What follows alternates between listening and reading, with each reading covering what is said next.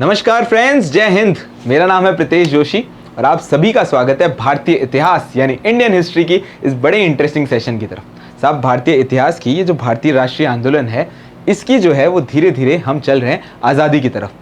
पिछले वाले पार्ट में हमने देखा था कि किस तरीके से 1945 के चुनाव हुए थे और फिर चुनावों के बाद कैबिनेट मिशन आया था और कैबिनेट मिशन ने भारत के अंदर सत्ता का हस्तांतरण किस तरीके से होगा उसका एक रूपरेखा लिखी थी। उसके लिए कुछ निम्न तौर पर कुछ जो है वो सुझाव दिए थे।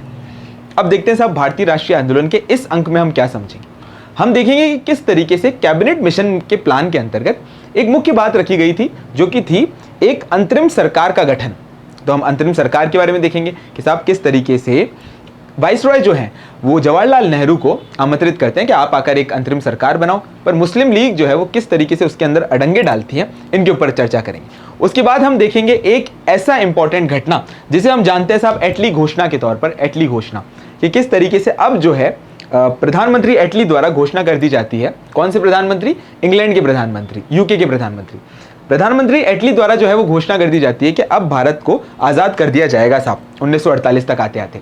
और फिर हम देखेंगे कि उससे पहले ही किस डर के कारण जो है वो अंग्रेज पूरी तरीके से भारत को आज़ाद कर देते हैं, या आज़ाद क्या, भारत को छोड़कर जो है वो चले जाते हैं। और एक प्लान के अंतर्गत जो कि था साहब माउंट बैटन प्लान या फिर डिकी बर्ड प्लान। इन तीनों घटनाओं को जानते हैं और एग्जामिनेशन पॉइंट ऑफ व्यू से क्या क्या चीज़ें हमारे लिए इंपॉर्टेंट है उनके बारे में चर्चा करने की कोशिश करते हैं। लास्ट की कड़ी के अंदर हमने देखा था कि साहब कैबिनेट मिशन के प्लान के अंतर्गत अब एक और इंपॉर्टेंट घटना हो जाती है। वो क्या थी साहब? अंतरिम सरकार का गठन। अंतरिम सरकार का गठन, अंतरिम सरकार का गठन।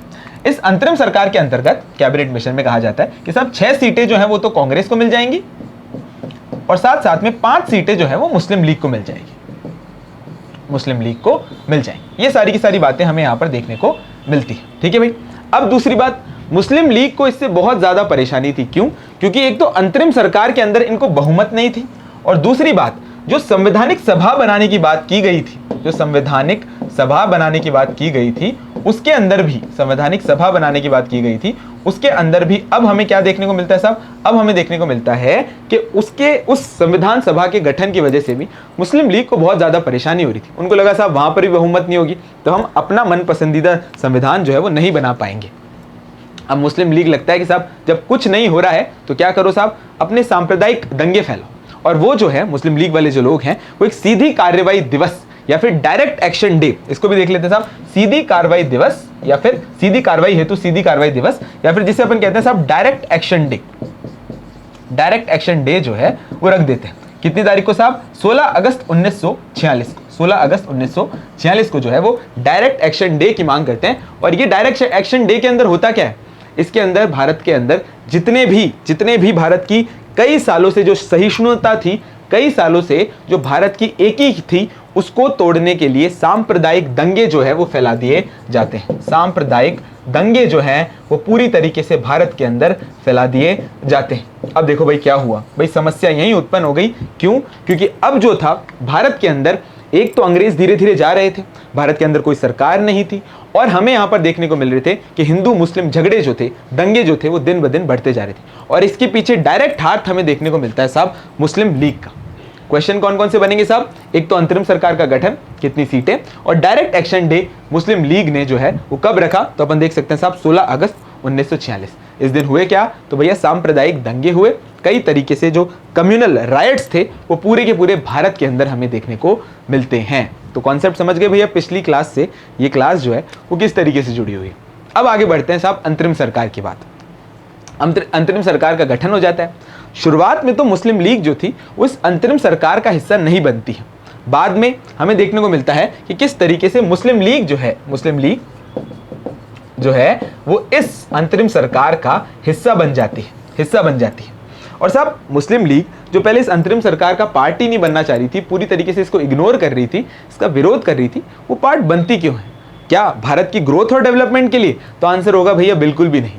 वो चाह रही थी कि भैया जब हमारी कोई भी बातें नहीं मान रही है तो हम भी इस सरकार का हिस्सा बन जाते हैं, लेकिन हमारा जो मत होगा, जो हमारा फोकस होगा, वो क्या होगा? इस पूरी की पूरी अंतरिम सरकार के बीच में एक बाधा के रूप में काम करना, एक बाधा के रूप में काम करना, एक परेशानी के बीच में काम करना। जैसे आपने देखा है कई ऐसे लोग होते हैं जो आपके जीवन में आपको लगता है कि साहब कोई परेशानी सॉल्व करने आ रहे हैं, या आपको परेशानी में हो, आपको मदद की जरूरत है, सॉल्व करने आ रहे हैं, ऊपर से वो आपकी परेशानी और ज्यादा बढ़ा देते हैं। तो सोचो, मुस्लिम लीग ने भी अंतरिम सरकार में अब एक बाधा के तौर पर काम करना शुरू किया। जिन्ना के जो सेकंड थे, मतलब आप मान लो जो डिप्टी लीडर थे मुस्लिम लीग के, वो थे लियाकत अली खान। लियाकत अली खान जो पाकिस्तान के बाद में हमें प्राइम मिनिस्टर भी देखने को मिलते हैं। लियाकत अली खान जो है वो हमें यहाँ पर देखने को मिलते हैं कि वो इस अंतरिम सरकार का हिस्सा बनते हैं। उनके साथ और जो अन्य लोग थे, जैसे लियाकत अली खान, जोगेंद्र नाथ मंडल, जो मुस्लिम लीग से जुड़े हुए थे, वो इस अंतरिम सरकार का हिस्सा बनते हैं और सरकार की जितनी भी गतिविधियां थी उन सब में अड़ंगे डालने का काम करते थे। अब इस पॉइंट को समझो। जैसे जब हम बात करते हैं साहब कोई सी भी काउंसिल ऑफ मिनिस्टर का, कोई सी भी मंत्रिमंडल का, तो उसका मुख्य काम होता है साथ में मिलकर काम करना, जिससे पॉलिसीज जो है वो आपस में ठीक हो सके। तो क्या हुआ साहब, जैसे समझो भारत सरकार का जो मंत्रिमंडल था, उसके अंदर कोई भी चीज, कोई भी फाइल जाती, और भाई उसको अगर कोई पॉलिसी है, उसके लिए आपको पैसे चाहिए, तो कौन से मंत्रालय के पास चाहिए होंगे? भैया वित्त मंत्रालय के पास। और वित्त मंत्रालय किसके पास था? भैया मुस्लिम लीग के पास। तो कोई भी पॉलिसी का डिसीजन आता है या कोई भी चीज मांग आती, उसको वो पूरी तरीके से ठुकरा देती। तो सोचो भैया, मंत्रिमंडल चाहे कितना ही किसी देश के लिए काम करना चाहे, अगर एक ही नहीं होगी, अगर ऐसे अड़ंगे होंगे, तो क्या वो काम कर पाएंगे? तो उत्तर होगा भैया बिल्कुल भी नहीं कर पाएंगे। तो देखते हैं साहब मुस्लिम लीग ने किस तरीके से परेशान किया। अब देखो भाई, ये मंत्रिमंडल जो है, पहला अंतरिम सरकार का मंत्रिमंडल, वो हमें इतिहास के तौर पर तो याद रखना ही चाहिए, पर एग्जामिनेशन पॉइंट ऑफ व्यू से भी बहुत ज्यादा इंपॉर्टेंट है। तो देखो भाई, कौन कौन। सबसे पहले first prime minister of our country Pandit Jawaharlal Nehru साहब, कार्यकारी परिषद के उपाध्यक्ष थे। कौन सी कार्यकारी परिषद? जिसको वाइस रॉय जो वो हेड करते थे, तो उसके उपाध्यक्ष। विदेश विभाग, राष्ट्रमंडल से संबंधित मामले। वल्लभ भाई पटेल गृह मंत्री और साथ साथ में सूचना प्रसारण मंत्री। और हमें देखने को मिलता है साहब पहले डेप्यूटी प्राइम मिनिस्टर यानी उप प्रधानमंत्री जो हैं वो भी सरदार वल्लभ भाई पटेल ही बनते हैं। बलदेव सिंह साहब जो है वो रक्षा मंत्रालय संभालते हैं, लेकिन सीआईसी कौन था? अंग्रेज। वेवेल प्लान के अंतर्गत अपन ने देखा था ये। डॉक्टर जॉन जो है वो उद्योग और आपूर्ति। सी राजगोपालाचारी शिक्षा। CH भाभा कार्य, खनन और शक्ति।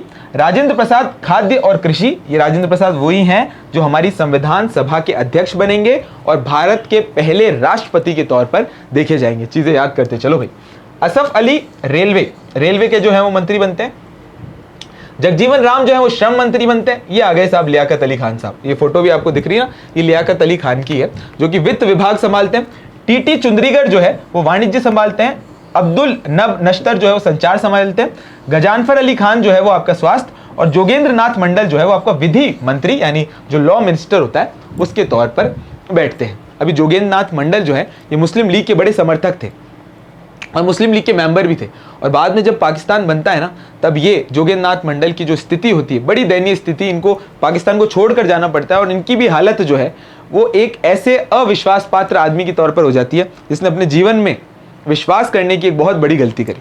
तो भाई साहब आप समझ लो जोगेंद्र नाथ मंडल। अब इसमें याद क्या क्या करना है? जवाहरलाल नेहरू याद रह जाएंगे, अपने वल्लभ भाई पटेल याद रह जाएंगे, राजेंद्र प्रसाद और असफ अली याद रख लेना, साथ साथ में आप जोगेंद्र नाथ मंडल और लियाकत अली खान, ये बिल्कुल आपको याद रखना है, क्योंकि मुस्लिम लीग से जुड़े हुए थे, परेशानी करने के लिए इस अंतरिम सरकार का पार्ट बनते हैं। जो ये तो थी भैया इंटरिम गवर्नमेंट। किसकी इंटरिम गवर्नमेंट भैया?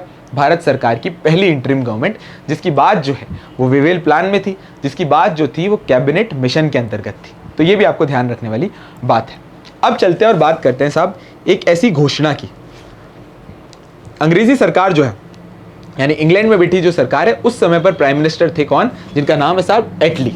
एटली जो है उस समय पर प्राइम मिनिस्टर थे, और एटली घोषणा करते हैं कि भाई जो आने वाला 1948 साल है उसकी जून तक जो है हम पूरी तरीके से भारत को जो है वो आज़ादी दे देंगे, यानी भारत से पूरी तरीके से अलग हो जाएंगे। तो यानी पहली आधिकारिक घोषणा जो है वो हमें देखने को मिलती है एटली घोषणा की शक्ल में। तो देख लेते हैं साहब एटली घोषणा 1947 करने वाले व्यक्ति कौन? क्लेमेंट एटली, जो उस समय के प्राइम मिनिस्टर थे। हमें देखने को मिलता है कि एक तो ये बात करते हैं साहब जून 1948 तक भारत को पूरी तरीके से आजाद कर देंगे, पहली बात। दूसरी बात, अब जो लॉर्ड वेवेल थे उनकी जगह पर हमें देखने को मिलेंगे गवर्नर जनरल, जिनका नाम क्या है साहब? Mountbatten, Lord Mountbatten. अभी माउंटबेटन ना ये बड़े इंपॉर्टेंट खतरनाक व्यक्ति थे। इन्होंने भारत की आज़ादी के अंदर भारत का साथ दिया या नहीं दिया, ये तो हम अभी माउंटबेटन प्लान देखेंगे, उसमें देखेंगे। पर माउंटबेटन आते हैं और भारत के गवर्नर जनरल या कहें वाइस रॉय के पद पर जो है वो पूरी तरीके से बैठ जाते हैं। अब इंपॉर्टेंट घटना क्या होती है कि वेवेल ने ये अब इंपॉर्टेंट तौर पे घटना क्या होती है कि एटली ने जो घोषणा की थी उस घोषणा को पूरा करने के लिए माउंटबेटन को बुलाया जाता है और माउंटबेटन एक प्लान बनाते हैं। उस प्लान का क्या नाम है साहब? माउंटबेटन प्लान या फिर डिकी बर्ड प्लान या फिर 3 जून प्लान के भी इसको नाम से जाना जा सकता है। और इसने हमारे भारत को आज़ादी दिलाई। आज़ादी तो क्या दिलाई भैया? हमारे भारत को विभाजित किया। और फिर हमें देखने को मिलता है कि हमारे ही प्रयासों से और हमारे ही प्रेशर से और भारतीयों के डर से जो है ये आज़ादी देखने को मिलती है। तो देखते हैं साहब माउंटबेटन प्लान, जिसे अपन 3 जून प्लान भी कहते हैं,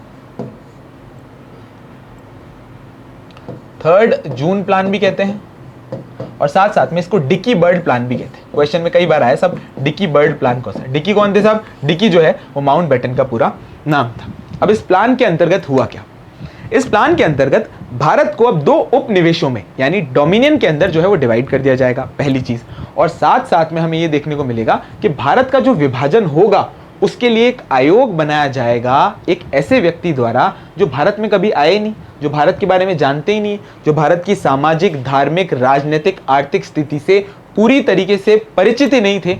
ऐसा व्यक्ति आकर भारत को पूरी तरीके से 2 हिस्सों के अंदर विभाजित कर देता है। तो सोचो साहब, भारत की किस्मत एक ऐसा व्यक्ति लिखने वाला था जिसका भारत से कोई लेना देना ही नहीं था, जिसने भारत के बारे में कभी जाना ही नहीं था। तो देखते हैं साहब इस माउंटबेटन प्लान के अंतर्गत हुआ क्या। 15 अगस्त को, आने वाले महीने 1947 15 अगस्त को भारत पाकिस्तान 2 डोमिनियन होंगे यानी 2 उपनिवेश होंगे। बंगाल और पंजाब विधान मंडलों में दोनों समुदाय के सदस्य बैठकर से राय पूछी जाएगी। कौन कौन से समुदाय? हिंदू और मुस्लिम। उत्तर पश्चिमी सीमा प्रांत असम के सिलहट जिले में जनमत संग्रह करवाया जाएगा, यानी एक इंपॉर्टेंट तौर पे रेफरेंडम करवाया जाएगा। और साथ साथ में विभाजन के लिए एक रेड क्लिफ आयोग का गठन किया जाएगा। एक रेड क्लिफ आयोग का गठन किया जाए। क्या नाम था इस व्यक्ति का? इस व्यक्ति का नाम था भैया, जिसके बारे में मैं इतनी तारीफ कर रहा हूं, ये तारीफ तो क्या बुराइयां कर रहा हूं, सिरिल रेडक्लिफ। Cyril Radcliffe. और ये भारत और पाकिस्तान की जो सीमाएं हैं उनको एक मैप के ऊपर जो है वो एक उंगली के ऊपर, अपनी उंगली से जो है वो पेन से मैप के ऊपर जो है वो लिख देता है और भारत की जो किस्मत थी वो पूरी तरीके से बदल जाती है। भारत जो था वो पूरी तरीके से विभाजित हो जाता है। तो यानी अखंड भारत का जो सपना था वो पूरी तरीके से यहाँ पर टूट जाता है। अब यहाँ पर ध्यान रखने वाली बात क्या है कि भाई ये माउंटबेटन प्लान तो आया, पर साहब इससे हमें आज़ादी कैसे मिली? तो भाई ये देखो, इस बात को पूरी तौर पे समझो। ये जो 3 जून प्लान था, ये जो 3 जून प्लान था, ये तो एक तरीके से घोषणा थी, ये तो एक तरीके से सुझाव थे। लेकिन इस प्लान को पूरी तरीके से संवैधानिक रूप देने के लिए एक भारत सरकार अधिनियम, या फिर हम बात करें भारत स्वतंत्रता अधिनियम, भारत स्वतंत्रता अधिनियम, जिसे अपन इंडियन इंडिपेंडेंस एक्ट जो है वो कहते हैं 1947 का, भारत स्वतंत्रता अधिनियम 1947। अब ये जो था ये संवैधानिक रूप देने के लिए, भाई आपको अगर कोई भी प्लान को एक एक्ट बनाना है, कॉन्स्टिट्यूशनल तरीके से कोई काम करना है, तो उसके लिए आपको संसद से इसे पारित कराना जाएगा। तो हमें देखने को मिलता है साहब भारत स्वतंत्रता अधिनियम 1947 जो है वो अंग्रेज लेकर आते हैं और इसी अधिनियम के अंतर्गत जो है साहब हमें आज़ादी मिलती है। भारत के 2 पार्ट्स हो जाते हैं। कौन कौन से साहब? एक तो भारत और एक आपका पाकिस्तान, भारत और एक आपका पाकिस्तान। ये दोनों को डोमिनियन स्टेटस मिलता है और ये कहा जाता है साहब कि जब तक संविधान नहीं बन रहा है, जब तक कॉन्स्टिट्यूशन नहीं बन रहा है, तब तक जो है देश वो कैसे चलेगा साहब? 1935 के जो भारत सरकार अधिनियम है उसके अंतर्गत पूरी तरीके से चलेगा। जब तक संविधान नहीं बन जाता है, जब तक संविधान जो है वो लागू नहीं होता है। तो याद रखने वाली बात है, 3 जून प्लान ने पूरा का पूरा प्लान बनाया कि भारत की आज़ादी कैसे होगी। और हमें देखने को मिलता है कि भारत स्वतंत्रता अधिनियम यानी इंडियन इंडिपेंडेंस एक्ट से हमें किस तरीके से आज़ादी मिली। अब यहाँ पर देखो साहब, अब समय आ चुका था किस तारीख का? तो अपने देख लो भाई, भारत के अंदर या हम कहें साहब स्वर्णिम अक्षरों में लिखने जाने वाली तारीख 15 अगस्त 1947। और रात के समय जो है हमारे फर्स्ट प्राइम मिनिस्टर हमारे जवाहरलाल नेहरू साहब जो है, चाचा नेहरू जो हैं, वो एक स्पीच देते हैं जिसे कहा जाता है सब स्ट्रोक ऑफ मिडनाइट। वो कहते हैं कि at the stroke of midnight when the world will sleep India will awake. तो साहब एक भारत का जो स्वर्णिम अवसर था, स्वर्णिम दिन था, वो पूरी तरीके से आ जाता है। भारतीयों के अंदर खुशी थी, लेकिन इस खुशी में भी दुख था। दुख किसका था? तो भाई विभाजन का था, डिवीजन का था। और पार्टीशन का जो दुख था वो हर भारतीय झेल रहा था। स्पेसिफिकली पंजाब और बंगाल के इलाकों में जो माइग्रेशन हो रहा था, पॉपुलेशन एक जगह से दूसरी जगह जा रही थी, वो बहुत ही ज़्यादा दुखदाई था, क्योंकि हमें देखने को मिलता है वहाँ पर मार काट, वहाँ पर बहुत बड़ी परेशानियों का एक पूरा का पूरा आलम जो है वो भारतीयों को झेलना पड़ रहा था। तो आशा करता हूँ आपको ये क्लास अच्छी लगी होगी। मिशन ज्ञान के परिवार के साथ बने रहें, हमें ऐसे ही प्यार दें, और भारत है मेरी जान और मिशन है मेरा ज्ञान। Thank you.